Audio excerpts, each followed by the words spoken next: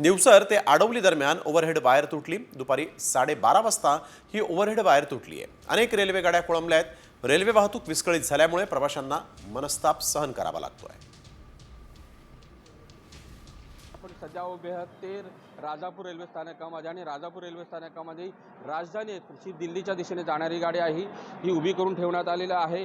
कोकण रेल्वेच्या वाहतुकीवर पूर्णपणे परिणाम झालेला आहे। जी ओव्हरहेड वायर ही तुटली होती आणि त्याचा परिणाम हा कोकण रेल्वेच्या वाहतुकीवर झालेला आहे।